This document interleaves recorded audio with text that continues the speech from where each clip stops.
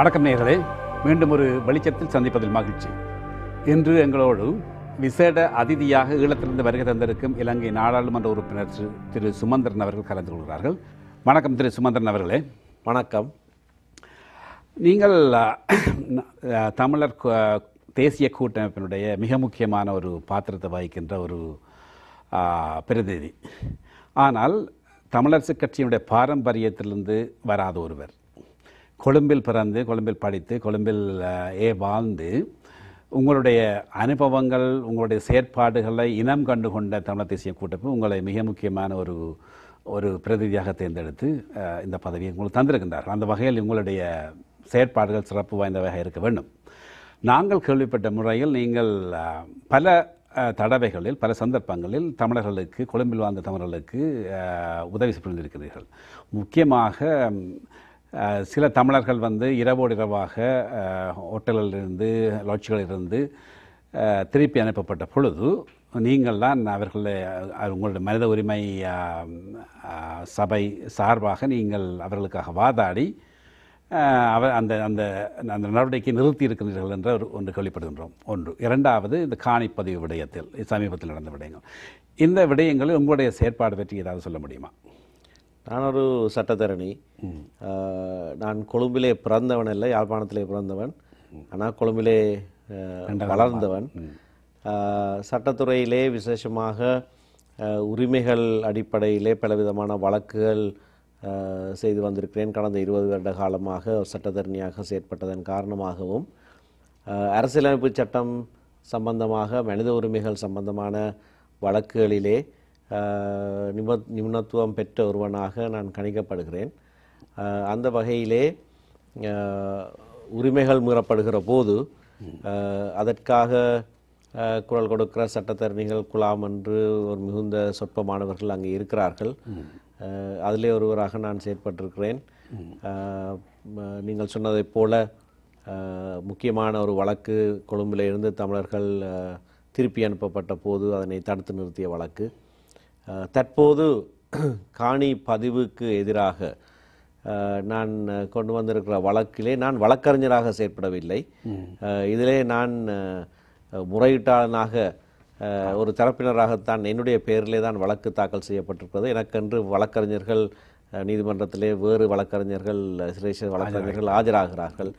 இதுதான் முதல் தடவையாக நானாக என்னுடைய பேரிலே வைத்த வழக்கு. இதுக்கு முக்கியத்துவம் என்னவென்று சொன்னால், இந்த காணி பதிவு என்று சொன்னாலும் ஒரு சுற்றறிக்கை மூலமாக சட்டவிரோதமான பல நடவடிக்கைகளை அரசாங்கம் வடகிழக்கிலே இருக்கிற நிலங்களை குறித்து செய்ய எத்தனித்தது. இதன் மூலமாக எங்களுடைய மக்களுடைய காணிகள் பறிபோகும் அபாயம் இருந்தது.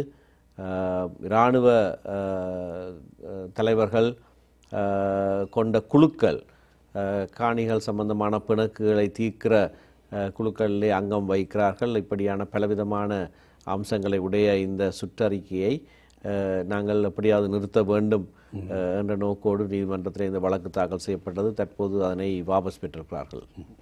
நன்றி.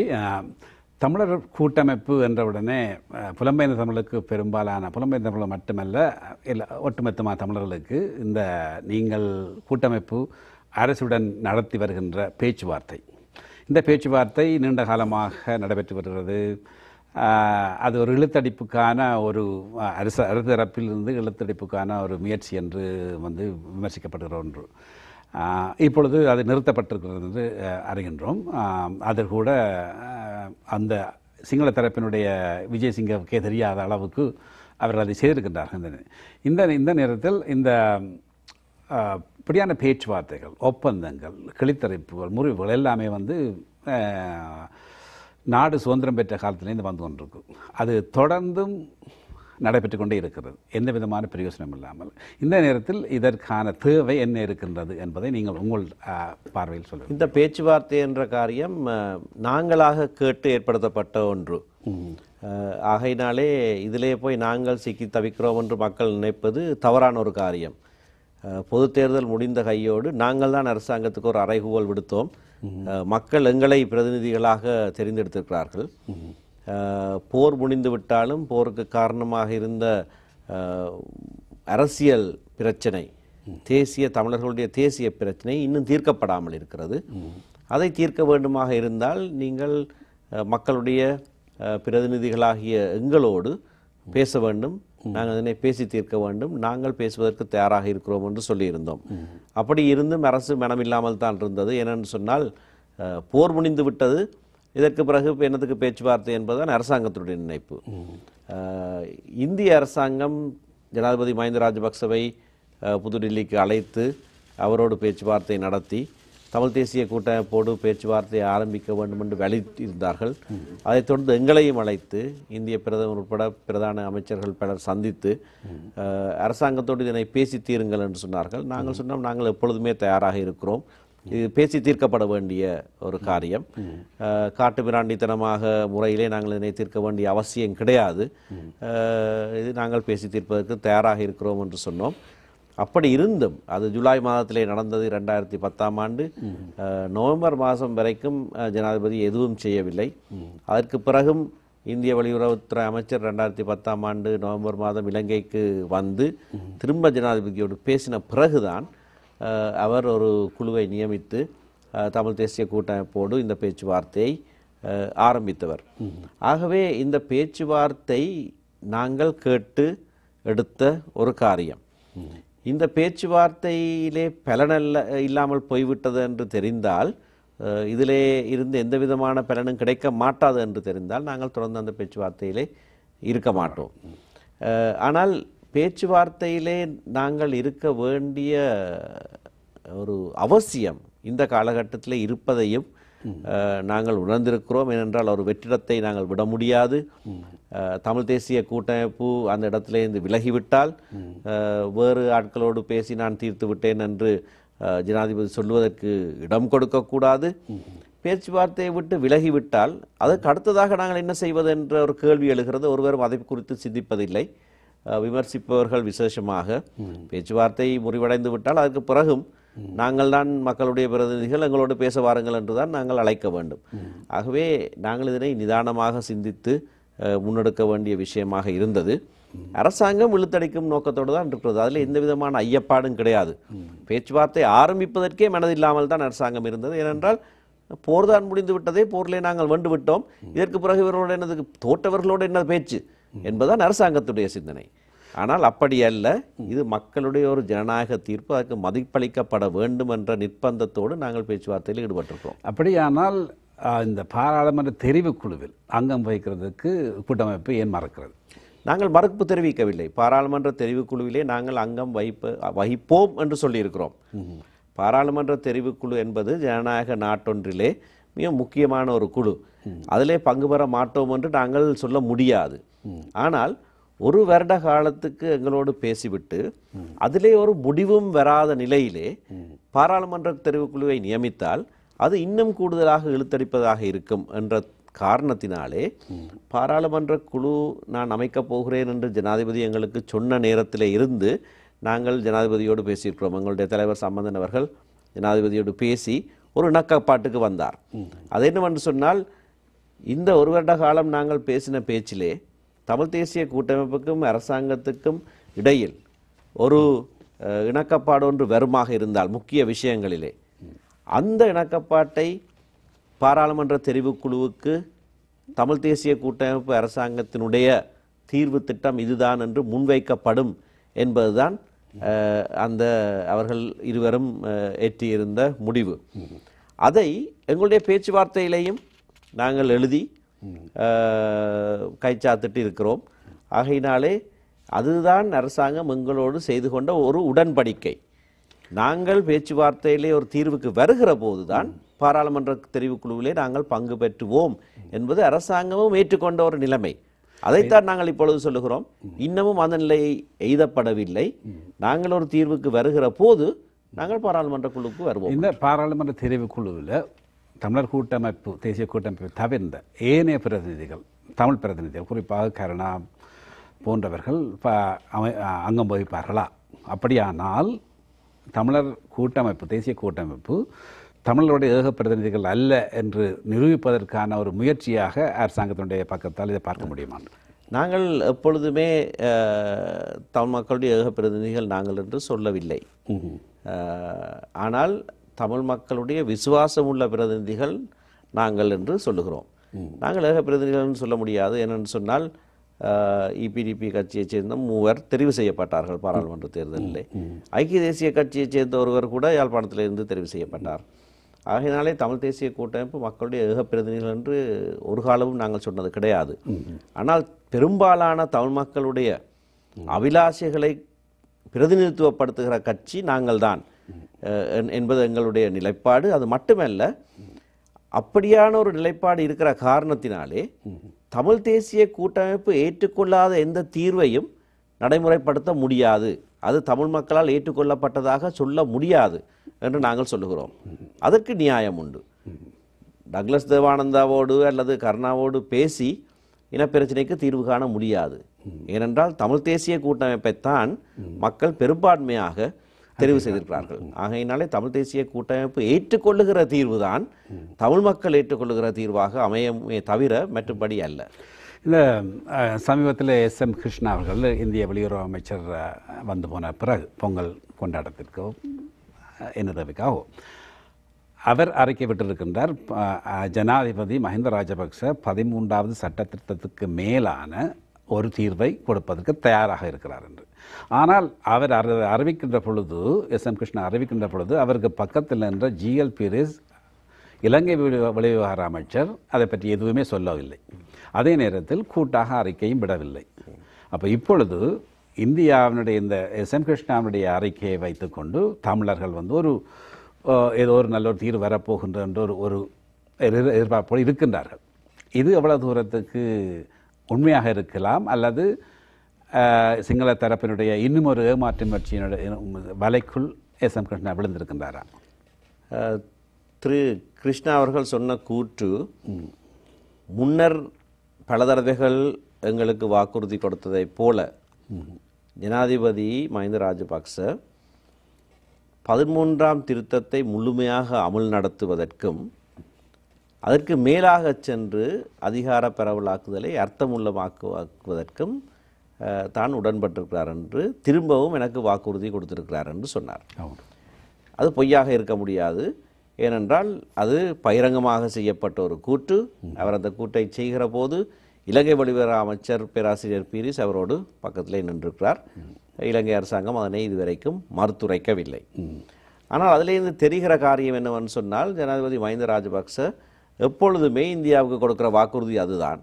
2006ஆம் ஆண்டிலிருந்து இதே வாக்குறுதியை தான் கொடுத்து கொண்டிருக்கிறார். இன்னும் ஒரு வருஷத்துக்கு பிறகும் இப்படித்தான் ஒரு வாக்குறுதியை கொடுப்பாராக இருந்தால் அதில் எந்த விதமான பிரயோசனமும் கிடையாது. வாக்குறுதியை கொடுத்தால் அது நிறைவேற்றப்பட வேண்டும். அதிலே தான் சிக்கல் இருக்கிறது. இந்திய அரசாங்கம் வாக்குறுதியை தொடர்ச்சியாக பெற்றுக்கொண்டு இருக்கிறதே தவிர அந்த கொடுக்கிற வாக்குறுதியை நடைமுறைப்படுத்துவதற்கு சரியான அழுத்தம் இன்னும் இலங்கை அரசாங்கத்துக்கு கொடுப்பதாக தெரியவில்லை. நாங்கள் அதனை இந்திய அரசாங்கத்திடம் கேட்டுக்கொண்டிருக்கிறோம். உங்களுக்கு வாக்குறுதியை ஏனோ தானோ ஒன்று கொடுத்துவிட்டு அடுத்த நாள் வேறு பேச்சு பேசி கொண்டிருக்கிறார். இந்தியாவுக்கு மானம் இல்லையா, இந்தியாவுக்கு வெட்கம் இல்லையா, உங்களுக்கு கொடுக்கிற வாக்குறுதியை நீங்கள் நிறைவேற்ற வேண்டும் என்று நாங்கள் நிர்பந்தித்து கொண்டிருக்கிறோம். இந்த 13ஆம் திருத்தத்தை முழுமையாக அமுல் நடத்துவதும் அதற்கு மேலாக சென்று அதிகார பரவலாக்குதலை அர்த்தமுள்ளமாக்குறது என்ற சொற்றொடர் மிக முக்கியமான ஒரு சொற்றொடர். ஏனென்று சொன்னால் அதற்கு சில நாட்களுக்கு முன்னர் வரைக்கும் காணி அதிகாரம் நான் கொடுக்க மாட்டேன், போலீஸ் அதிகாரம் நான் கொடுக்க மாட்டேன், வடகிழக்கு இணைப்பை பற்றி பேசவே முடியாது என்று சொன்ன ஜனாதிபதி 13ஆம் திருத்தத்தை முழுமையாக அமுல்படுத்துவேன் என்று சொன்னால் 13ஆம் திருத்தத்திலே காணி அதிகாரம் பயிரப்பட்டிருக்கிறது, போலீஸ் அதிகாரம் பயிரப்பட்டிருக்கிறது, வடகிழக்கு இணைப்புக்கான ஒரு ஏற்பாடும் இருக்கிறது. ஆகவே அதை செய்வேன் என்று வாக்குறுதியை சொல்லியிருக்கிறார். அவருடைய வாக்குறுதியை அவர் நிறைவேற்றுவதற்கு நாங்கள் அவரை தூண்ட வேணும். இந்த நேரத்தில் விமல் வீரவன்ச, சம்பிக்கர நமக்கம் போன்ற JH போன்ற தென்னிலங்கை அரசியல்வாதிகளும் அமைப்புகளும் வந்து மக்களை கிளந்தலை செய்து வளமை போல, அல்லது அதுவும் கூட அரசினுடைய ஒரு முயற்சியாகவும் இருக்கலாம். நீங்கள் இதை சொல்லுங்கள், இந்த காரணத்தை காட்டி நாங்கள் இந்த தீர்வை கொடுக்காமல் விடலாம் என்று. என்றால் இதே விடயத்தை தான் 58 கலவரத்தின் பின்னரும் கூட 56 பண்டார் நாயக்க கூட செய்தவர். அந்த வகையில் இதுவும் மீண்டும் ஒரு கண்துடைப்பாக இருக்க முடியாதா? இருக்கலாம். நான் ஆரம்பத்திலே சொன்னதைப் போல இலங்கை அரசாங்கத்துக்கு அரசியல் தீர்வொன்று கொடுக்க வேண்டிய அவசியம் கிடையவே கிடையாது. ஏனென்றால் அதற்கான எந்த விதமான அழுத்தமும் இல்லை.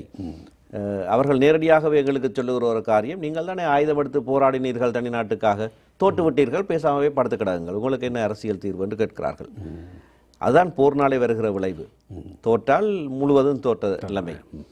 ஆனபடியினாலே நாங்கள் அந்த நிலையிலிருந்து நிலைமையை மாற்றுவதற்கு ஜனநாயக சக்திகள் மூலமாகத்தான் நாங்கள் செயற்பட வேண்டியதாகிறது. எங்களுடைய மக்களுடைய ஜனநாயக தீர்ப்புகள் 50 வருட காலத்துக்கு மேலாக எங்களுடைய மக்கள் கொடுக்கிற ஜனநாயக தீர்ப்புக்கு மதிப்பு அளிக்கப்பட வேண்டும். அதற்கு உலகத்திலே இருக்கிற ஜனநாயக சக்திகள் ஒரு உந்துதல் இலங்கை அரசாங்கத்துக்கு கொடுக்க வேண்டும், ஒரு அழுத்தத்தை கொடுக்க வேண்டும் என்று நாங்கள் கேட்டுக்கொண்டிருக்கிறோம். ஆகையினாலே இது இலகுவாக நடைபெறுகிற ஒரு காரியம் அல்ல. பேசவே விரும்பாத அரசை பேச வைப்பதுக்கு மேலாக செய்ய வைப்பது என்பது இன்னும் கடினமான ஒரு காரியம். ஆனாலும் அதுதான் இருக்கிற ஒரே ஒரு வழி. அதுதான் இருக்கிற ஒரே ஒரு வழி. அப்படியாக அரசாங்கத்தை செய்ய பண்ணுவதற்கு சர்வதேச சமூகத்தினுடைய ஆதரவு எங்களுக்கு இருக்க வேண்டும்.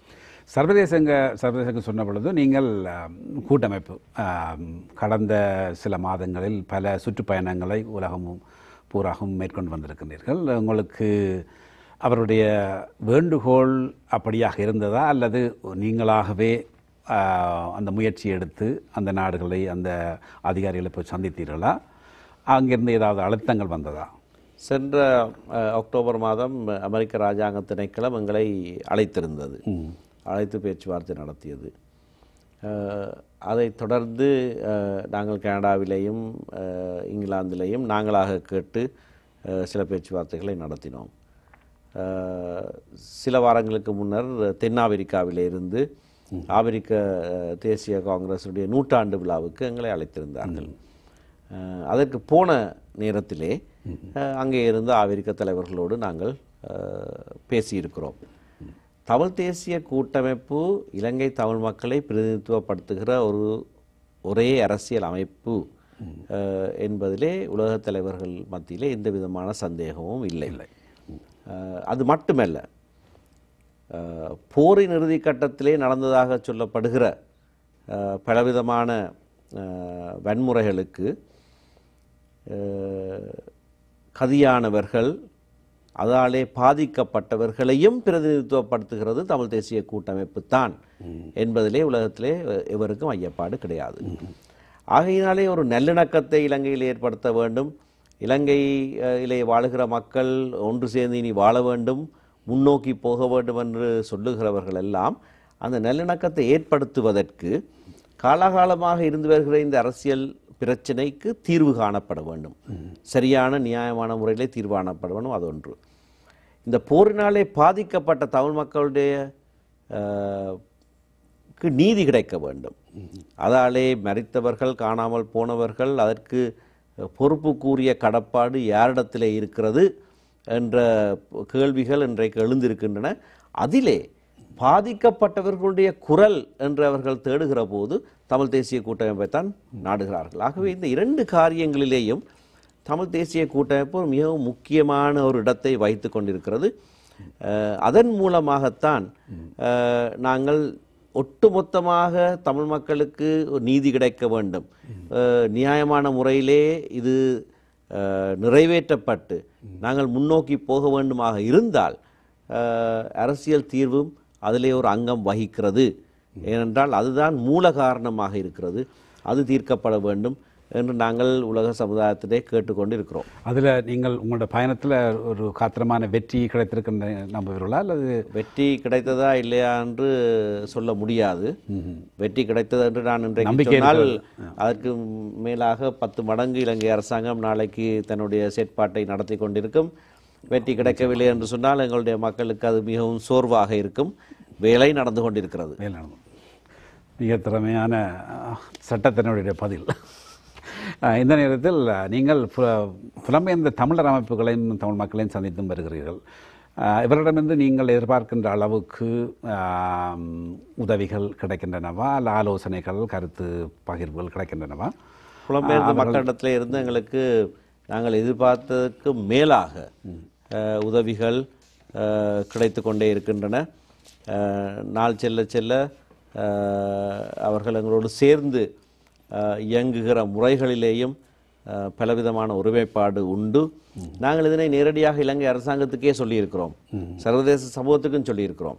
இலங்கை அரசாங்கத்திடம் நாங்கள் சொல்லியிருக்கிற காரியம், இந்த இனப்பிரச்சினைக்கு சரியான முறையிலே ஒரு தீர்வை காணுவீர்களாக இருந்தால் புலம்பெயர்ந்த மக்களும் அதனை ஏற்றுக்கொள்வார்கள், எங்களோடு சேர்ந்து எங்களுடைய மக்களோடு சேர்ந்து அதனை நடத்துவார்கள் என்று நாங்கள் உறுதிமொழி கூட சொல்லியிருக்கிறோம். ஆகையினாலே இன்றைக்கு சர்வதேச சமூகம் ஒரு பக்கத்திலே, எங்களுடைய மக்கள் புலம்பெயர்ந்து வேறு நாடுகளிலே வாழுகிறவர்களுடைய சக்தி மிகவும் பலமான ஒரு சக்தியாக இருக்கிறது. அது நாட்டிலே வாழுகிற எங்களுடைய மக்களுக்கு ஒரு அரசியல் பலமாக அமைய வேண்டும். அதற்கான காரியங்களை நாங்கள் சேர்ந்து செய்து கொண்டிருக்கிறோம். இந்த நேரத்தில் கூட்டமைப்பு பற்றி புலம்பெயர்ந்த தமிழ் மக்களுடைய ஊடகங்கள் வைக்கின்ற சில விமர்சனங்கள், அதில் ஓரிரு விமர்சனங்களை நான் இதில் கேட்டேயாக வேண்டும். குறிப்பாக யாழ் பிரதேச சபை உறுப்பினர்கள், தமிழிசை கட்சி ஒழுங்கமைப்பாளர் ஆனோல்ட் அவர்கள் கடத்தப்பட்ட விடயம் போன்றவற்றில் பல பிரதேச உறுப்பினர்கள் துன்புறுத்தப்படுவது, காணாமல் போவது, கடத்தப்படுவது போன்ற விடயங்களில் தமிழர் கூட்டமைப்பினுடைய மூத்த உறுப்பினர்கள் எந்தவித அக்கறையும் எடுப்பதில்லை என்ற ஒரு குற்றச்சாட்டு இருக்கின்றது. அது நடைமுறை சிக்கல் வாய்ந்த பல விடயங்களாக இருக்கலாம். ஆனால் இப்படியான குற்றச்சாட்டு விமர்சனங்கள் புலம்பெயர்ந்த மக்கள் மத்தியில் ஊடகங்களால் வைக்கின்ற பொழுது அதற்கு சரியான பதிலை கொடுத்து அது அந்த குற்றச்சாட்டுகள் நியாயமானவை என்று சொல்வதற்கு இங்கே எவரும் இல்லை. அந்த வகையில் அந்த பதிலை உங்களிடமிருந்து நாங்கள் அதை எதிர்பார்க்கலாம். நாங்கள் எங்களால் கூடிய வரையிலே இந்த காரியங்களிலே முழுமையாக ஈடுபாடு உண்டு. ஆனால் எதை செய்தாலும் பலவிதமான விமர்சனங்கள் வந்து கொண்டே தான் இருக்கின்றன. அதை குறித்து எல்லாவற்றுக்கும் பதில் சொல்லவும் எங்களால் முடியாது. வருகிற விமர்சனங்கள் கூடுதலாக நாட்டுக்கு வெளியே தான் வந்து கொண்டிருக்கின்றன. ஏனென்றால் அங்கே உள்ளே வாழுகிறவர்களுக்கு நிலைமை இன்னும் கொஞ்சம் கூடுதலாக தெளிவாக தெரியும். இந்த விமர்சனங்கள் ஓரளவுக்கு நாங்கள் சந்திக்க முடியுமே தவிர முழுமையாக இந்த விமர்சனங்களுக்கு பதில் சொல்லிக்கொண்டே இருப்போமாக இருந்தால் நாங்கள் வேறு எந்த காரியமும் எங்கள் மக்கள் சார்பாக செய்ய முடியாது.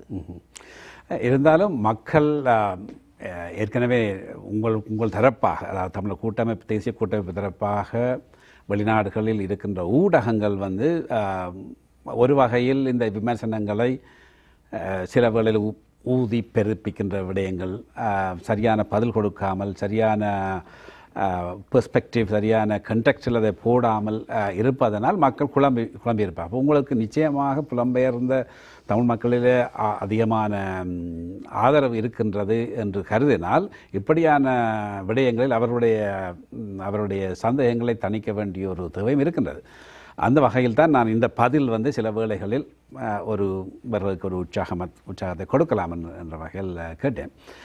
இன்னும் ஒரு சில விமர்சனம், தமிழர் தேசிய கூட்டமைப்பு பிரதிநிதிகள் வடக்கு பிரதேசங்களில் காண கிடைப்பதில்லை என்ற ஒரு விடயமும் இருக்கின்றது. அது நியாயமான ஒரு குற்றச்சாட்டு. அதுக்கு காரணங்கள் பல உண்டு. ஆனாலும் அந்த காரணங்களை சொல்லி நாங்கள் அந்த பொறுப்பை தவிர்க்க முடியாது என்பது என்னுடைய கருத்து. ஆனால் இப்போ தனிப்பட்ட முறையிலே என்னை எடுத்துக்கொண்டால் நான் அம்பாறை மாவட்டத்துக்கு பொறுப்பாக நியமிக்கப்பட்டிருக்கிறேன்.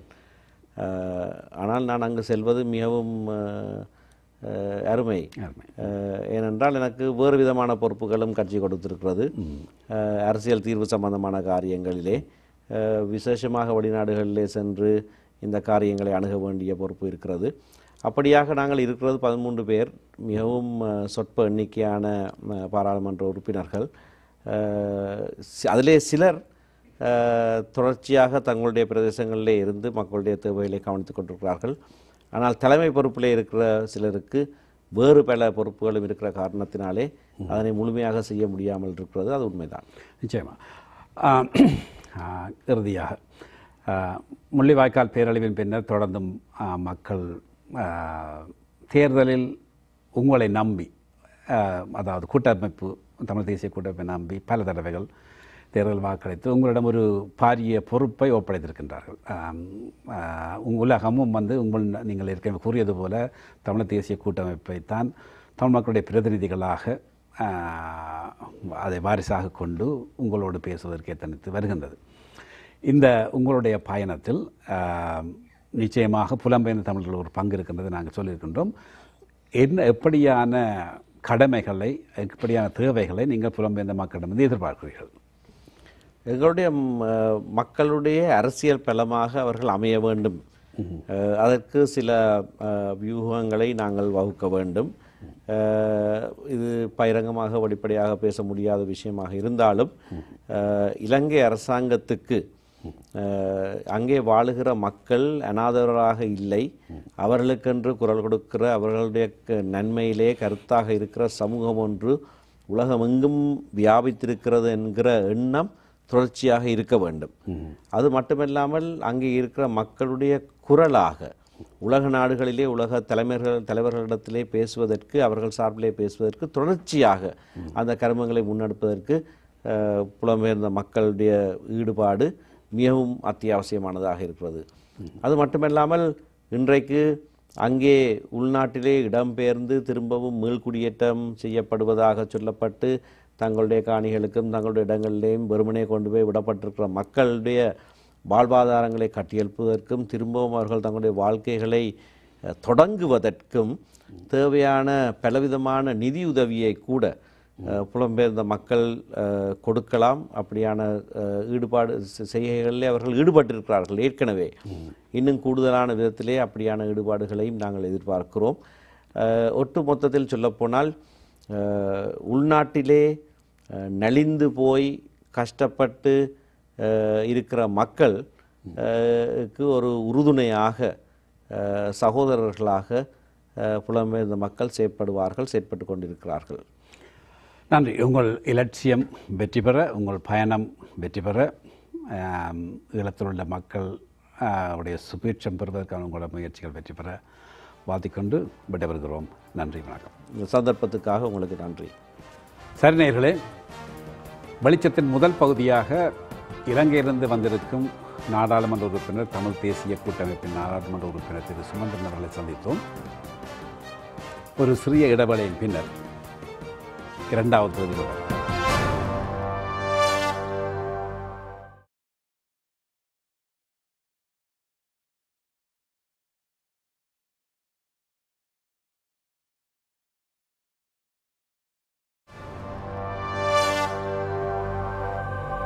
வெளிச்சத்தின் இரண்டாவது பகுதி. இப்பொழுது நாங்கள் நாடு கடந்த தமிழீழ அரசின் அவைத்தலைவர் திரு பொன் பாலராஜன் அவர்களை சந்திக்கின்றோம். வணக்கம் திரு பொன் பாலராஜன் அவர்களே. வணக்கம். நாங்கள் முதலாவது பகுதியில் தமிழர் தேசிய கூட்டமைப்பு பாராளுமன்ற உறுப்பினர் திரு சுமந்திரன் அவர்களை சந்தித்தோம். அவருடைய உரையாடலை நீங்களும் கேட்டுக்கொண்டீர்கள். அதிலிருந்து தொடர முடியுமானால், நாங்கள் புலம்பெயர்ந்த தமிழுடைய பங்கு, கடமை என்ன என்று அவர்களை கேட்டிருந்தோம். அவருடைய இலட்சிய பயணத்தில் புலம்பெயர்ந்த தமிழர்கள் செய்யக்கூடிய, ஆற்றக்கூடிய கடமைகள் என்று கேட்டிருந்தோம். அந்த வகையில் புலம்பெயர்ந்த தமிழருடைய ஒரு ஜனநாயக சக்தியாக, ஒன்று திரண்ட சக்தியாக இன்று பலராலும் பார்க்கப்படுகின்ற ஒரு அமைப்பு நாடு கடந்த தமிழீழ அரசு.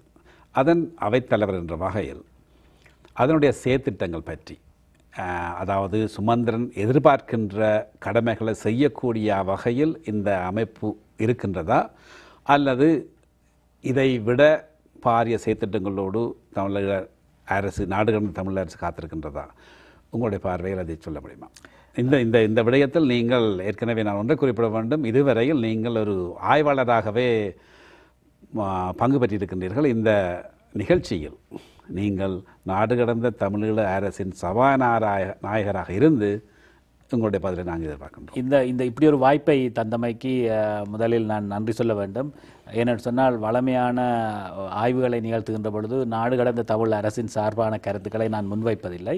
இன்றைக்கு அதை தெளிவாக வைக்கிறதுக்கு ஒரு வாய்ப்பு தந்தது மிக நன்றி.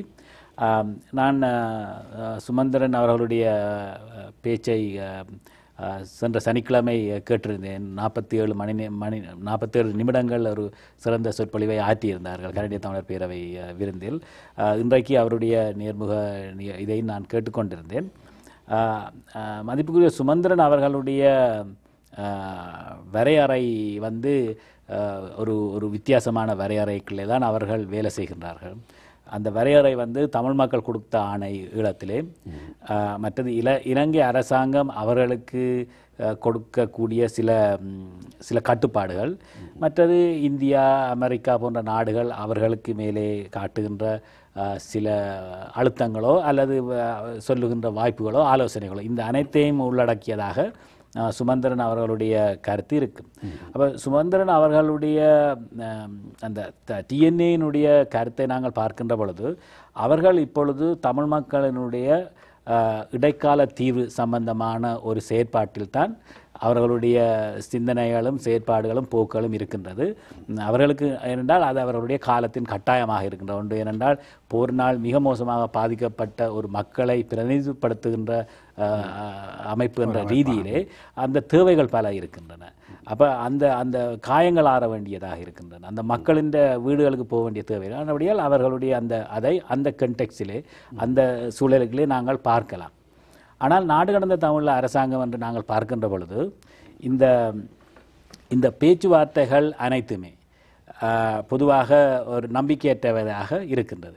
நாம் ஏனென்று சொன்னால் எங்களுக்கு சர்வதேசத்துக்கு காட்ட வேண்டிய தேவை இல்லை, நாடு கடந்த தமிழ் அரசாங்கத்துக்கு சர்வதேசத்துக்கு காட்ட வேண்டிய தேவை இல்லை, நாங்கள் பேச்சுவார்த்தையில் ஈடுபடுகின்றோம். ஏனென்று சொன்னால் சர்வதேசத்துக்கே தெரியும், இலங்கை அரசாங்கம் தொடர்ச்சியாக பல தடவைகள் பேச்சுவார்த்தைகள் நடத்தி ஒப்பந்தங்கள் செய்து செய்யாமல் நிறைவேற்றாமல் இருப்பதும், அதே போல இந்திய இலங்கை உடன்படிக்கை செய்த ஒப்பந்தத்தை நிறைவேற்றாமல் இருப்பதும், இப்படியே பலவிதமான முரண்பாடுகள் முறைகேடுகள் இலங்கை அரசாங்கமும் பேச்சுவார்த்தையில் இருக்கின்றபடியால் தமிழ் மக்களுக்கு இயல்பாகவே அதில் நம்பிக்கையில் அதில் தீர்வு வரப்போவது இல்லை என்றதும் சர்வதேசத்துக்கு தெரிந்த சூழ்நிலையிலே எங்களுக்கு சர்வதேசத்துக்கு நிரூபிக்க வேண்டிய தேவை இல்லை, நாங்கள் இலங்கை அரசாங்கத்தின் பேச்சுவார்த்தையிலே இருக்கிறோம். ஆனால் எங்களுக்கு சர்வதேசத்துக்கு சொல்ல வேண்டிய ஒரு செய்தி இருக்கிற என்னவென்று சொன்னால், தமிழ் மக்களுடைய அரசியல் தீர்வுக்கு தனி ஈழம்தான் தீர்வு என்ற ஒரு இதை நாங்கள் முன்வைக்கின்றோம். அதன் அடிப்படையில் தான் நாடு கடந்த தமிழ் அதை தமிழர் தேசிய கூட்டமைப்பு முன்வைக்க முடியாது, அதை முன்வைக்க முடியாது. ஆனால் அவர் பின்னால் ஒரு காலத்தில் அதை முன்வைக்கக்கூடிய வாய்ப்பு இருக்குது. எங்களுக்கு பின்னால் முன்னால் என்று இல்லை, எக்காலத்திலேயுமே நாடு கடந்த தமிழ் அரசாங்கத்துக்கு எங்களுடைய தனி ஈழம்தான் தீர்வு என்பதை நாங்கள் வலியுறுத்தி வருகின்றோம். அதற்கான செயற்பாட்டை நாங்கள் செய்ய தயாராக இருக்கின்றோம். அதற்குரிய வலுக்களையும் வளங்களையும் வலுப்படுத்துவதிலேயும் இணைப்பதிலேயும் நாங்கள் தீவிர அக்கறை காட்டிக்கொண்டு வருகின்றோம். அப்போ அந்த அடிப்படையில் பார்க்கின்ற பொழுது இப்போ அதற்காக நாங்கள் டிஎன்ஏனுடைய இந்த முயற்சிகளை நாங்கள் விமர்சிக்கவோ அல்லது அதை நாங்கள் இடைநிறுத்தும்படி கேட்கவோ இல்லை. நிச்சயமாக அவருடைய முயற்சிகள் வெற்றியளிக்க வேண்டும் என்று இதய சுத்தியோடு நாங்கள் விரும்புகின்றோம். அவர்களுடைய கடின இந்த உழைப்பு பலனை அவர்களுக்கு கொடுக்க வேண்டும் என்று நாங்கள் விரும்புகின்றோம். அப்படியானால் ஒரு இடைக்கால தீர்வு, தமிழர் கூட்டமைப்பு வைக்கின்ற இடைக்கால தீர்வு 13வது சட்ட திருத்தத்திற்கு மேலாக கொடுக்கப்பட்டு அதை தமிழர் கூட்டமைப்பு ஏற்றுக்கொண்டால் நாடு கடந்த தமிழர் அரசு அதை ஏற்றுக்கொள்ளுமா? நிச்சயமாக அதில் எங்களுடைய தேவையும் எங்களுடைய குறிக்கோளும். இப்போ அவர்களுக்கு அதை ஏற்றுக்கொண்டு விட்டார்கள் என்று சொன்னால் உங்கள் போராட்டம் தொடருமா? எங்கள் போராட்டம் தொடரும். ஏனென்று நான் அதுக்கு வருகின்றேன். இப்போ உங்களுக்கு நீங்கள் ஒரு இலட்சியத்தோடு வேலை செய்கின்றீர்கள். அந்த இலட்சியம் நீங்கள் அடைவதற்கு நாங்கள் உங்களுக்கு வாழ்த்து சொல்லுகின்றோம். ஆனால் உங்களுடைய இலட்சியம் எங்களுடைய இலட்சியம் அல்ல. அப்போ அது நாங்கள் புறம்பாக இருக்கின்றோம். ஏனென்று நாங்கள் சொல்ல வருகின்றேன் என்று சொன்னால், இலங்கை அரசாங்கம் அடிப்படை பௌத்த சிங்கள ஏகாதிபத்திய இலங்கை அரசாங்க சிந்தனை தொடர்ச்சியாக இருக்கும் வரையில், நேற்றைய தினம் சுமந்திரனை சந்திச்சிருந்தேன். சனிக்கிழமை அவருடைய கூட்டத்திலே அவருடைய பேச்சில் அவருடைய விடயத்தை சொன்னார். வெளிநாடுகளிலே ராஜபக்சவுக்கு அழுத்தம் கொடுக்கப்படுகின்ற பொழுது ராஜபக்சவனுடைய செல்வாக்கு இலங்கையிலே அதிகரிக்கின்றது. அப்படித்தான் அந்த அவருடைய சிங்கள பேரினவாதத்தின் மனப்பான்மை வளர்ச்சி அடைகின்றது. அதாவது தமிழர்கள் சார்பான ஒரு நிலையிலே தான் சிங்களத்தினுடைய செல்வாக்கும் ராஜபக்சனுடைய இதுவும் வளருகிறது. இதே எப்படி தனிச்சிங்கள சட்டத்தை பண்டாரநாயக்கா 24 மணி நேரத்தில் உருவாக்கினார்களோ அதே மனநிலையிலே தான் அந்த காலம் தாண்டி 2012 வரையிலே சிங்கள மக்கள் இருக்கிறார்கள். அதை தாண்டி அதை விட மோசமான ஒரு மனநிலையை தான் நாங்கள் பார்க்கின்றோம். ஏனென்று சொன்னால், இடைக்காலத்தில் எங்களுக்கு இடதுசாரி கட்சிகள் என்று சொல்லி பீட்டர் கனவ் என்ற கட்சி, என்ன என்ற கட்சி என்று தமிழ் மக்களுக்கு நல்லது செய்யணும் என்ற நினைச்ச ஆக்கள் கூட இருந்தவை. ஆனால் இன்றைய சூழ்நிலையில் இலங்கை பாராளுமன்றத்தில் டிஎன்ஏயை தவிர வேறு எந்த ஒரு அரசியல் கட்சியும் இலங்கை அரசாங்கத்தினுடைய கட்சியாக இருந்தாலும் சரி எதிர்க்கட்சியாக இருந்தாலும் இடதுசாரிகள் என்று சொல்லப்படுகின்ற கட்சியில் எதுவுமே தமிழ் மக்களினுடைய தேசிய இனப்பிரச்சனை சம்பந்தமான ஒரு தெளிவான சிந்தனையோ அல்லது அதற்கான ஒரு ஆதரவை கொடுக்கின்ற நிலையோ அல்ல இந்த போரினால் பாதிக்கப்பட்ட மக்கள் என்ற நிலையிலையோ எந்த ஒரு கட்சியுமே இல்லை. அப்படியானால் நீங்கள் சொன்ன கூற்றில் அதாவது சுமந்திரனோடு பேசிக்கொண்டிருந்த பொழுது பெற்ற இந்த ஒரு பதிலிலிருந்து திரும்பி வருவோம். அதாவது புலம்பெயர்ந்த தமிழர்கள் கொடுக்கின்ற அழுத்தம் அதிகரிக்க தென்னிலங்கை மக்கள் மிகவும் தீவிரமாக இந்த சிங்கள பேரினவாத கோட்பாட்டுக்கு ஆதரவு கொடுக்கின்றார்கள். அதாவது மஹிந்த ராஜபக்சனுடைய அரசாங்கம் நீடிப்பதற்கு மறைமுகமாக புலம்பெயர்ந்த தமிழகம் உதவி செய்கிறார்கள் என்ற ஒரு அது குற்றச்சாட்டாக அது ஒரு பக்கத்தில் அவதானிப்பு. அப்படியாக இருந்தால் தமிழர்களுக்கு நியாயமாக கிடைக்கக்கூடிய தீர்வு இந்த கூட்டமைப்பினால் முன்வைக்கப்படுகின்ற தீர்வு கிடைப்பதற்கு சாதகமற்ற முறையில் புலம்பெயர்ந்த மக்கள் செயற்படுகிறார்களா என்ற ஒரு சந்தேகம் அங்கு உருவாக்க நிச்சயமாக இல்லை. புலம்பெயர்ந்த மக்கள் அதை பாதிக்கவில்லை. அதை சாத்தியப்படக்கூடிய நிலையில தான் புலம்பெயர் தமிழர்களே இருக்கு. ஆனால் சிங்கள இனவாதம் எப்பொழுதுமே நீர் ஊத்த நெருப்பாக இலங்கையிலே இருக்கிறது. அது நீங்கள் ஹெல உரிமையாக இருந்தாலும் சரி இவராக இருந்தாலும் சரி பௌத்த பீடாதி அஸ்கரியவாக இருந்தாலும் சரி மல்வத்த பீடாதிபதிகளாக இருந்தாலும் சரி எல்லாத்துக்குள்ளேயும் அது இருக்கின்றபடியால் நீர் பூத்த நெருப்பாக இருக்கின்றபடியால் சிங்கள அரசுக்கு எதிரான கருத்துக்களை புலம்பெயர் தமிழர் முன்னுக்கு வைக்கின்ற பொழுது அந்த நீர் பூத்த நெருப்பில் இருக்கிற நீரு தான் அகன்று போவதே தவிர அது இருக்கத்தான் செய்கிறது. அதாவது புதிதாக தமிழருக்கு எதிரான ஒரு வாதம் அங்கே உருவாக்கப்படவில்லை. எப்பொழுதுமே அது இருக்கிறது. ஆனபடியாக நாங்கள் அதை புதுசாக உருவாக்க வேண்டிய நாங்கள் சொல்லுகின்ற பொழுது திரும்பவும் அதை பற்றி பேசுகின்ற ஒரு வாய்ப்பை சிங்கள மக்கள் பெறுகின்றார்கள். அதான் இருக்கிறது. அப்போ நாடு கடந்த தமிழ் அரசாங்கத்தை பொறுத்தவரையில் நாங்கள் எங்களுடைய தீர்வு ஏனென்று சொன்னால் எந்த ஒரு சந்தர்ப்பத்திலையும் இலங்கை அரசாங்கம் தமிழ் மக்களுக்கு டிஎன்ஏ இவ்வளவு கஷ்டப்பட்டு நாங்கள் எதிர்பாராத விதமாக ஏதோ ஒரு நன்மையை அவர்கள் செய்திருந்தாலும் வரக்கூடிய சிங்கள அரசாங்கம் தன்னுடைய பெரும்பான்மை பலத்தை வைத்து அதை மாற்றி திரும்பவும் தமிழ் மக்களினுடைய பிரதேசங்களை ஆக்கிரமிப்பு செய்யவும் தமிழ் இனத்தை தங்களுடைய கட்டுப்பாட்டுகளை கொண்டு வருவதற்கும் தொடர்ச்சியாக சிங்கள அரசும் சிங்கள ஏகாதிபத்தியமும் பௌத்த பீடாதிபதிகளும் செய்வார்கள். உண்மையிலே அந்த நிலைப்பாட்டை நாங்கள் யாருமே மறந்துவிட முடியாது. ஏனென்றால் இவ்வளவு காலமே அதைத்தான் நாங்கள் பார்க்கின்றோம். அதாவது தர்மத்தையே போதித்து கொண்டிருக்கக்கூடிய ஒரு மதம். ஆனால் ஒரு மதத்தை நாங்கள் பார்க்கணும், பௌத்தருடைய போதனையை பார்க்கணும். ஆனால் அந்த மத பீடாதிபதிகள் அதர்மத்தை ஆதரித்து தமிழ் இனப்படுகொலையை செய்வதற்கு தாங்கள் தூண்டுதலாக இருந்தார்கள். பௌத்த பிக்குகளே துப்பாக்கி எடுத்து சண்டைக்கு போகணும் என்ற பேச்சை பேசுகின்ற ஒரு சமூகத்திலே இருந்து நியாயமான ஒரு பதிலையோ அல்லது ஒரு சரியான தீர்வையோ அவர்கள் தருவார்கள் என்றாலும் அல்லது தந்து விட்டார்கள் என்றாலும் அதை அழித்து திரும்பவும் அதாவது வடக்கு கிழக்கு இணைக்கின்ற ஒப்பந்தத்தில் ராஜீவ் ஜேஆர் ஒப்பந்தத்தில் இருந்ததை திரும்பவும் அவர்கள் முறியடித்தார்கள் என்றோ அதே மாதிரி எங்களுக்கு இந்த டிஎன்ஏயால் வரக்கூடியதாக நான் சொல்லுகின்றேன். அப்படி வந்தால் அதை கூட வாக்குப்பலத்தால் இல்லாமல் பண்ணி திரும்பவும் தமிழ் பிரதேசத்தை ஏனென்று சொன்னால் சிங்கள மக்கள் மத்தியிலே ஒரு சிந்தனை இருக்கிறது. அதாவது இந்த பூமி இலங்கை தீவு பௌத்தரினால் தங்களுக்கு வழங்கப்பட்ட தீவாக பார்க்கிறார்கள். அந்த சிந்தனை அவர்கள் மண்டைக்கு இருக்கு மட்டும் இது இருக்கத்தான். ஆனபடியால் அது பொதுவாக இப்போ சிங்கள இனத்தை மட்டுமல்ல, இப்போ ஒரு யூத இனத்தை பார்த்தாலும் இஸ்ரேல் தாங்கள் தான் தெரியப்பட்ட மக்கள் தங்களுக்கு ஒதுக்கப்பட்ட பூமி என்று அவர்கள் வாதிருந்தார். இப்படி இது உலகம் பூராகவும் இருக்கின்ற ஒரு வழக்கு தான். ஆனால் அதுக்காக நான் அவருடைய கோரிக்கைகளை நியாயப்படுத்த முடியாது, அவருடைய இனவாதத்தை நாங்கள் நியாயப்படுத்த முடியாது. இருந்தாலும் தமிழர் தேசிய கூட்டமைப்பு நாங்கள் திரும்பி இந்த இதுக்கு வர தமிழர் தேசிய கூட்டமைப்பு வேர்சஸ் நாடு கடந்த அரசாங்கம் என்ற அதாவது எதிரெதிராக நான் போடுவதாக நினைக்க வேண்டாம்.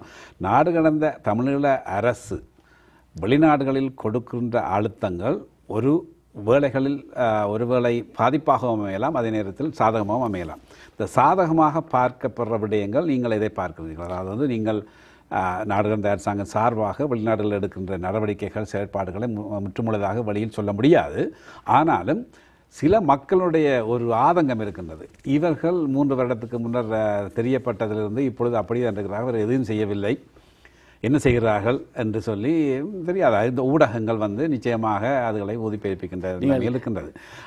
அதை தணிப்பதற்காக நீங்கள் என்ன உங்கள் பக்கத்தால் இதை சொல்ல முடியும்? இப்போ இதில் நீங்கள் எங்களுடைய 3வது அமர்விலே நாடு கடந்த தமிழ் அரசாங்கத்தின் மிக முக்கியமான 3 தீர்மானங்கள் நிறைவேற்றப்பட்டது. அந்த முதலாவது தீர்மானம் எப்படி என்று சொன்னால், இப்போ நாங்கள் இந்த எல்லா முயற்சிகளும் தமிழ் மக்களின் நிலத்தையும் மொழியையும் உரிமைகளையும் பாதுகாக்கிறதுக்குரிய அந்த சரியான முறை நடந்து முடிவதற்கு காலம் இருக்கிறது, காலம் எடுக்கும். ஆனால் அந்த காலம் வருவதற்கிடையில் வடகிழக்கு பிரதேசம் நீங்கள் பார்க்கலாம், அந்த திருவோணமலை முல்லைத்தீவு இணைக்கின்ற அந்த கிராம பகுதிகள் குடியேற்றப்படுகிறது. 1500 ஏக்கர் நிலம் சிங்களமயமாக்கப்படுகிறது. அப்போ அப்படியான நிலங்கள் நடைபெற்று கொண்டிருந்தால் இந்த தீர்வு என்று சொல்லி நாங்கள் அடையக்கூடிய அந்த வேலைத்திட்டங்கள் எல்லாம் நடைகின்ற பொழுது ஒரு நலிந்த தமிழ் ஈழத்தை தான் நாங்கள் காண முடியும். அப்போ அந்த நேரத்துக்கு போக முந்தி நாங்கள் அந்த இறுதி தீர்வில் நாங்கள் அடைகிறதுக்கு முன்னர் இடையிலே செய்ய வேண்டிய சில வேலை திட்டங்கள் இருக்கின்றன. அதில் ஒன்று என்னென்றால், ஐக்கிய நாடுகள் சபையை உலக நாடுகளை நாடு கடந்த தமிழ் அரசாங்கம் கேட்டுக்கொள்கின்றது. அதுக்குரிய வேலை திட்டங்கள் நடைபெறுவது என்னவாறு என்று சொன்னால், ஒரு சர்வதேச பொறிமுறை ஒன்று தேவை. தமிழ் மக்களுடைய உரிமைகளையும் பாரம்பரிய பூமிகளையும் பாதுகாப்பதற்கான ஒரு சர்வதேச பொறிமுறை ஐக்கிய நாடுகள் சபை அவதானிகளை முக்கியமான பிரதேசங்களிலே வைத்து அங்கே என்னென்ன நடைபெறுகின்றது என்பதை, அல்லது அத்துமீறல் நடைபெறா இருப்பதை, தமிழ் மக்களுடைய உரிமை பறிக்கப்படா இருப்பதை, நிலம் பறிக்கப்படா இருப்பதை அவதானிப்பதற்காகவும் ஐக்கிய நாடுகள் சபைக்கு என்ன என்று சொல்லுகின்றதுக்காக ஒரு சர்வதேச பொறிமுறை ஒன்று தேவை. அதாவது தமிழ் மக்களுடைய நிலம், மொழி, வாழ்வாதாரம் அனைத்துமே சூறையாடப்பட்டு கொண்டிருக்கின்றது. அப்போ அந்த சூறையாடப்பட்டு கொண்டிருக்கின்ற பொழுது நாங்கள் புலம்பெயர்ந்த மக்கள் நாங்கள் பல்வேறு வேலை திட்டங்களில் இருக்கின்றோம். டிஎன்ஏ அங்கே பேச்சுவார்த்தையில் இருக்கின்றது. ஆனால் இவையெல்லாம் நடந்து முடிகின்ற பொழுது சூறையாடப்பட்ட நாங்கள் இல்லாமல் போயிடலாம். ஆனால் அதற்கு முதல் எங்களுக்கு ஒரு சர்வதேச பொறிமுறை என்று நாங்கள் உருவாக்குவோமாயிருந்தால் அந்த சர்வதேச பொறிமுறையின் மூலம் அத்துமீறல்கள் எங்கள் பிரதேசம் பறிபோதலை அவதானிக்கவும் ஆவணப்படுத்தவும் சர்வதேச ரீதியாக முடியும். ஐக்கிய நாடுகள் சபைக்கு அல்லது சபை சார்ந்த நிறுவனங்களுக்கு ஒரு மேண்டேட், ஒரு ஆணை இது சம்பந்தமாக இருக்கின்றதா சட்ட ரீதியாக? நிச்சயமாக. இப்போ நீங்கள் பார்க்கலாம், பல நாடுகளிலே ஐக்கிய நாடுகள் சபை ஒப்சர்வர்ஸ் இருக்கிறார்கள். பல காரணங்களுக்காக இருக்கிறார்கள். ஒவ்வொரு நேரத்தில் அவர்கள் இருக்கிறார்கள். அமைதிப்படை மாத்திரம் அல்ல, யூஎன் ஒப்சர்வர்ஸ் பல நாடுகளில் இருக்கின்றார்கள். சைப்ரஸ் போன்ற இடங்களில் இருக்கின்றார்கள். எல்லை பிரச்சனை உள்ள இடங்களில் இருக்கின்றார்கள். அப்போ அதே மாதிரியான ஒரு சர்வதேச பொறிமுறை ஒன்றை நாங்கள் வகுக்க வேண்டும். அதற்குரிய வேலை திட்டத்தை நாடு கடந்த அரசாங்கம் முன்னெடுக்கின்றது.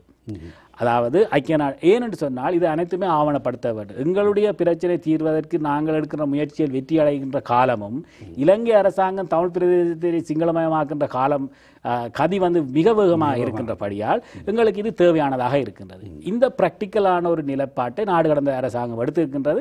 அதை செய்வதற்கான இந்த முறை இந்த தீர்மானம் நாங்கள் நிறைவேற்றி இருக்கின்றோம். இது ஒரு முக்கியமான விடயம். அப்போ இதற்குரிய வேலை திட்டங்களை நாங்கள் பல அறிஞர்களை வைத்து, இந்த துறைசார் வல்லுநர்களை வைத்து இது எப்படி செய்து முடிக்கப் போகின்றோம் என்ற வேலை திட்டத்தை நாங்கள் செய்கின்றோம். அப்போ இது ஒரு முக்கியமான விடயம். இரண்டாவது விடயம் என்ன மாதிரின்னு சொன்னால், இலங்கையிலே நடத்தப்பட்ட இனப்படுகொலை. இதற்கு முன்னர் மதிப்பிற்கு சுமந்திரன் அவர்கள் வன்முறை என்று சொன்னார்கள். நாங்கள் சொல்லுகின்றோம் இனப்படுகொலை. இலங்கையில் நடைபெற்ற இனப்படுகொலை, ஜெனோசைடை சர்வதேச பொறிமுறை மூலம் விசாரணை செய்யப்பட வேண்டும். நீங்கள் சொன்ன வரையறைக்குள் அவர் இருக்கின்றார். நாங்கள் வரையறை சொல்லலாம். அப்ப நாங்கள் இந்த 2012ஆம் ஆண்டை ஒரு சர்வதேச சுயாதீன விசாரணைக்குரிய ஆண்டாக நாடு கடந்த தமிழ் அரசாங்கம் பிரகடனப்படுத்தி இருக்கிறது. அப்போ இதில் என்ன மாதிரின்னு சொன்னால், இன்டர்நேஷனல் இன்குவரி ஒன்றை நாங்கள் உருவாக்குவதற்குரிய வேலை திட்டங்களையும் அதற்குரிய பணிகளையும் நாங்கள் செய்கின்றோம். அதை நாங்கள் செய்கின்ற பொழுது நாங்கள் மாத்திரமில்லை, ஏற்கனவே பல அமைப்புகள் காத்திரமான பங்குகளை இங்கே இதுக்கு செய்து கொண்டிருக்கின்றார்கள். அவர்கள் அனைத்தையுமே நாங்கள் இணைத்து இந்த 2012ஆம் ஆண்டு ஒரு சுயாதீன விசாரணைக்குரிய ஆண்டாக நாங்கள் பிரகடனப்படுத்தி அதுக்குரிய வேலை திட்டங்கள் செய்கின்றோம். அடுத்த மூன்றாவது விடயம் எப்படின்னு சொன்னால், இது ஒரு ஜெனோசைட் தான் என்பதை நாங்கள் எப்படி நிரூபிக்க வேண்டும். அதே நேரம் பல்கலைக்கழகங்கள் ஆய்வு நிறுவனங்களின் மூலம் இதை ஒரு ஜெனோசைடாக நாங்கள் வெளியே கொண்டு வர வேண்டும். அப்போ இதில் நீங்கள் பார்த்தீங்கன்னு சொன்னால் இந்த மூன்றும் வந்து தமிழ் மக்களுடைய இறுதி தீர்வை கொண்டு வர்றதா இல்லை. ஆனால் அந்த இறுதி தீர்வை நோக்கிய வேலை திட்டத்தின் கட்டுமானத்திலே இவைகள் மிக முக்கியமான அங்கங்களாக நாங்கள் பார்க்கின்றோம். அப்போ அதாவது நாங்கள் 3வது மாடி கட்ட வேணுமா இருந்தால் அத்திவாரம் போடத்தான் வேணும். ஆனால் அத்திவாரம் ஆழமாக போடுகின்ற பொழுது வெளியிலே பார்க்கிறவருக்கு அத்திவாரம் தெரியாது. ஆனபடியாக இது அத்திவாரம் இல்லாமல் தான் இருக்கு. அத்திவாரம் போடப்பட வேண்டும், கட்டுமானங்கள் தொடர வேண்டும், காலக்கதியில் அந்த 3வது மாடியை நாங்கள் கட்டி முடிக்க வேண்டும். அப்போ இந்த சர்வதேச பொறிமுறை தமிழ் பிரதேசத்தினுடைய தமிழ் மக்களுடைய இருப்பை பாதுகாப்பதற்கான சர்வதேச பொறிமுறை, 2வதாக இந்த இன்டர்நேஷனல் இன்குவரி, அதாவது மார்ச்சிலே நடைபெறுகின்ற சர்வதேச ஹியூமன் ரைட்ஸ் கவுன்சில் போன்றவை. அடுத்து ஜெனோசைடு என்றதை வந்து நாங்கள் அகாடமிக் பல்கலைக்கழகங்கள் மூலமாக இப்போ வரைவு செய்ய வேண்டும். முதல் இதை வரைவு செய்ய வேண்டும். இப்போ ஏற்கனவே பல பல்கலைக்கழகங்கள் இதில் ஆய்வுகளை துவங்கி இருக்கிறார்கள். பல்வேறு விடயங்கள் நடைபெற்றுக் கொண்டிருக்கின்றன. அப்போ இந்த 3 விடயங்களை நாங்கள் இந்த ஆண்டை பொறுத்தவரையிலே ஒரு முக்கியமான ஆண்டாக எடுத்து நாங்கள் நாடு கடந்த அரசாங்கம் செய்வதற்கு தீர்மானம் எடுத்து பல காரியங்களை செய்து கொண்டிருக்கின்றோம். நிச்சயமாக எங்களுக்கு இதில் வெற்றி கிடைக்கும், பல மக்களுடைய ஒத்துழைப்புகள் கிடைக்கும். எனவே இது எல்லாத்தையும் நாங்கள் செய்ய வேண்டுமா இருந்தால் இப்பொழுது இன்னொரு விடயத்தை நாங்கள் சுமந்திரன் அவருடைய நேர்முகத்திலே கேட்டோம். சவுத் ஆப்பிரிக்காவிலே என்ன நடந்தது, அது வெற்றியா தோல்வியான்னு நாங்கள் சொல்லவில்லை. நாங்கள் வெற்றின்னு சொன்னால் அவர்கள் 100 மடங்கு வேலை சிங்கள அரசாங்கம் செய்து அதை இல்லாமல் பண்ணுவார்கள், தோல்வி என்று சொன்னால் எங்கள் மக்கள் சோர்வடைவார்கள். இது ஒரு யதார்த்தம். அவருடைய டெல்லிமா அவருடைய சிக்கலான நிலையை நாங்கள் புரிந்து கொள்கிறோம், தெரியும். அதே மாதிரி தான் சிங்கள அரசாங்கம் வந்து தமிழ் மக்களுக்கு எதிரான வேலை திட்டத்தை, அதாவது இன்றைக்கு சர்வதேச ரீதியாக உங்களுக்கு தெரியும் கனடா காத்திரமான பங்கை வகித்து கொண்டிருக்கிறது. ஆனால் கனடாவினுடைய இந்த போக்கை மாற்றுவதற்காக ஸ்ரீலங்கா அரசாங்கங்கள் வேறு சின்ன நாடுகள், 3ஆம் நாடுகள், ஆப்பிரிக்க நாடுகள், non-aligned கண்ட்ரிஸுக்குள்ளே தன்னுடைய செல்வாக்கை பயன்படுத்தி அங்கே அவர்களுடைய அங்கத்துவத்தை வாக்கு ஒன்றுதான், கனடாவுக்கும் ஒன்றுதான், எத்தியோப்பியாவுக்கு ஒரு வாக்குத்தான். அப்போ அதுகளை வைத்துக்கொண்டு அவர்கள் இந்த கணக்கு எண்ணிக்கையில் தங்களுடைய மாற்றங்களை செய்வதற்காக அந்த முறைகளை செய்கின்றார். ஆனால் இந்த பிரச்சாரத்தை செய்வதற்கு சர்வதேச ரீதியாக கொடுக்கப்படுற பணங்களும் இது இலங்கை அரசாங்கத்துக்கு போதுமானதாக இருக்கின்றது. கடன் வாங்கி அவர்கள் செய்வாங்க. சீனாவும் கொடுப்பார், இந்தியாவும் கொடுக்கும், அமெரிக்காவும் கொடுக்கும், எல்லாம். ஆனால் நாடு கடந்த தமிழ் அரசாங்கத்தை பொறுத்தவரையிலே கடனும் வாங்க முடியாது யாருமே. அப்போ இந்த நேரத்திலே நாடு கடந்த தமிழ் அரசாங்கம் ஒரு திட்டத்தை உருவாக்கி இருக்கிறது, $1 வீக் என்ற ஒரு திட்டம். அதாவது தமிழ் மக்கள் அனைவர்கிட்டையும் ஒரு வாரத்துக்கு $1 வீதம் நாடு கடந்த தமிழ் அரசாங்கத்துக்கு கொடுப்போமா இருந்தால் தமிழீழ நாங்கள் சொல்லப்பட்ட வேலை திட்டங்கள் தொடக்கம் தமிழீழ கட்டுமான பணி மிக தீவிரமாக செய்ய முடியும். இந்த நேரத்தில் நான் ஒரு மக்களுடைய பிரதிநிதியாக உங்களோட கேள்வி கேட்கிறேன். நான் $1 உங்களுக்கு உங்களுடைய திட்டத்தின்படி தருகின்றேன். நாளைக்கு கனடிய அரசாங்கம் வந்து நாடு கடந்த தமிழ் அரசாங்கத்தை பயங்கரவாத இயக்கமாக அறிவித்தால் நானும் என் போன்றவர்களும் வந்து சிறைக்கு தள்ளப்படக்கூடிய நிலையில் வந்து இங்கே சட்டங்கள், கனடிய அமெரிக்க உறவுகள், இந்த சட்டங்களுடைய மாற்றங்கள் எல்லாம் வந்து மக்களை அச்சுறுத்தி கொண்டிருக்கின்றது. இந்த நேரத்தில் மக்களை வந்து நீங்கள் எப்படி எதிர்பார்ப்பீர்கள்? இப்போ இன்றைக்கு நீங்கள் யாருக்கும் எவ்வளோ ஆசை நீங்கள் $1 கொடுத்தால் கூட இன்றைய சட்ட திட்டத்தின்படி நாடு கடந்த தமிழ் அரசாங்கம் ஒரு பயங்கரவாத அமைப்போ அல்லது தடை செய்யப்பட்ட அமைப்போ அல்லது வேண்டாத ஒரு அமைப்பாக இல்லை. நாடு கடந்த அரசாங்கம் தெளிவாக அமெரிக்காவிலே 3 தரம் பாராளுமன்றத்தை நாங்கள் நடத்தி இருக்கின்றோம். அமெரிக்க அரசாங்கத்தினுடைய அனுமதி. அது மாத்திரமில்லை, விசா எடுத்து வந்தவர்கள் நாடு கடந்த தமிழ் அரசாங்கத்துடைய பாராளுமன்றத்துக்கு வருகிறோம் என்றுதான் இந்த 102 உறுப்பினர்கள் அங்கே வருகிறார்கள்.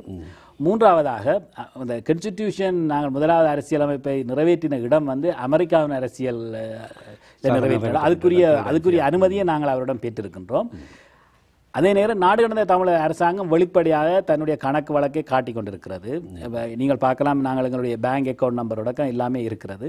அப்போ இந்த அடிப்படையில் பார்க்கின்ற பொழுது நாடு கடந்த தமிழ் அரசாங்கம் ஒரு பயங்கரவாத அமைப்போ தடை செய்யப்பட்ட அமைப்பு அல்ல. ஆனபடியாக மக்கள் இதுக்கு எந்தவித பயமுமே தேவையில்லை. இப்பொழுது நாங்கள் சொல்லுங்கள், ஒரு புனர்வாழ்வுக்காக நீங்கள் காசொண்டு ஒரு இப்போ சொல்லுங்களேன், ஊரிலே விதவை பெண்களுக்காக தையல் மிஷின் வாங்குறதுக்கு நீங்கள் ஒரு அமைப்பிட்ட காசு கொடுக்கிறீர்கள்.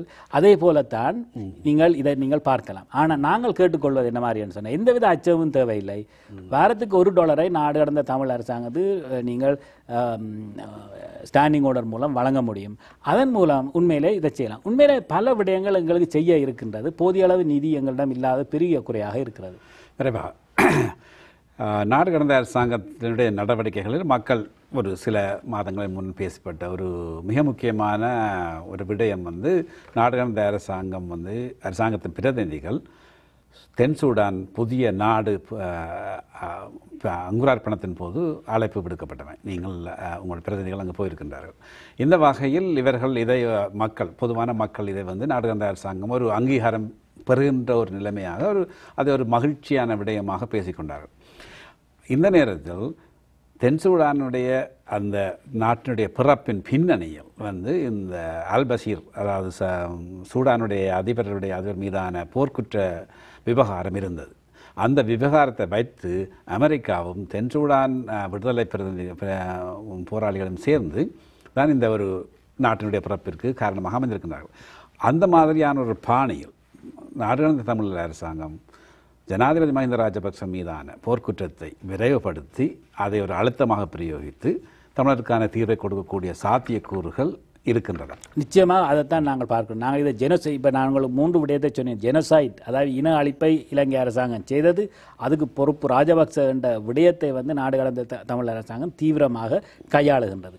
அந்த பொறுப்பு அதுதான் முக்கியமாக எங்களுக்கு. அதன் மூலம்தான் தமிழ் மக்களுடைய நிரந்தர தீர்வுக்கு ஒரு ஆர்கியூமெண்ட்டை நாங்கள் வைக்கின்றோம். ஒன்று உள்ளே இருக்கின்ற காரணங்கள், ஒன்று தமிழ் மக்கள் ஒரு தேசிய இனம், பாரம்பரிய பிரதேசம், பாரம்பரிய மொழி, பல நூற்றாண்டுகளாக வாழ்ந்த இனம் என்றதை நாங்கள் காட்டி, பொருளாதார வளம் இருக்கிறது எல்லாத்தையும் காட்டி, இந்த இனத்துக்கு எது எப்படியா இருந்தாலும் இப்படியான ஒரு 4 அம்சங்கள் உள்ள ஒரு இனம், சுதந்திரமாக வாழக்கூடிய இனம், இது பிரிந்து வாழக்கூடிய உரிமை இருக்குது என்ற செல்ஃப் டிட்டர்மினேஷன் ரைட்ஸை நாங்கள் விளங்கப்படுத்துகின்ற அதே நேரத்திலே மேலதிகமான காரணத்தோடு இவர்களுடன் நாங்கள் சேர்ந்து வாழ முடியாதுன்றதுக்கு பல காரணங்களை சொல்லி அதில் மிக முக்கியமாக சொல்லப்படுகின்றது இந்த 2009 பகுதியில் நடத்தப்பட்ட இனப்படுகொலை என்றதையும் காட்டி தமிழ் மக்களுடைய நிரந்தர தீர்வுக்கு சர்வதேச பாதுகாப்பு முக்கியம், சர்வதேச பாதுகாப்பு பொறிமுறை முக்கியம் என்றதை நாங்கள் காட்டுவதற்கு இந்த இனப்படுகொலை மிக ஆதாரமாக இருக்கின்றது. நீங்கள் குறிப்பிட்டது போல அல்பஷீர் சூடானிலே செய்த இனப்படுகொலையின் காரணமாக சவுத் சூடான் உதயமானது போல ராஜபக்ச செய்த இனப்படுகொலையின் காரணமாக தமிழீழம் உதயமாகிறதுக்குரிய பல வேலை திட்டங்களை நாங்கள் செய்து கொண்டு வருகின்றோம். நன்றி திரு பொன் பாலராஜன் அவர்களே. நாடு கடந்த அரசாங்கத்தினுடைய பயணம், வேண்டுகோள்கள், தமிழ் மக்களிடையான நிதி சேகரிப்பு வெற்றிகரமாக அமைய வேண்டும் என்று கேட்டுக்கொண்டு விரும்பிக்கொண்டு இந்த நிகழ்ச்சியில் பங்கு கொண்டு உங்கள் கருத்துக்களை தந்தமைக்காக நன்றி. இன்னும் ஒரு வெளிச்சத்தில் சந்திக்கும் வரை நன்றி கூறி விடைபெறுகிறேன். வணக்கம். நன்றி, வணக்கம். சார் நேயர்களே, இன்றைய வெளிச்சத்தில் 2 பகுதிகளாக, முதலாவது பகுதியில் இலங்கையிலிருந்து வந்திருக்கும் திரு சுமந்திரன் அவர்கள், தமிழர் தேசிய கூட்டமைப்பினுடைய பிரதிநிதியாக இருக்கின்ற சுமந்திரன் அவர்களை சந்தித்தோம். 2வது பகுதியில் நாடு கடந்த தமிழக அரசாங்கத்தின் அவைத்தலைவராக இருக்கும் திரு பொன் பாலராஜன் அவர்களை சந்தித்தோம். 2 பேர்களும் இருந்து பெறப்பட்ட கருத்துக்கள் உங்களுடைய பல சந்தேகங்களை தீர்த்திருக்கும் என்ற நம்பிக்கையோடு இன்று விடைபெறுகிறோம். இன்னும் ஒரு வெளிச்சத்தில் சந்திக்கிறோம்.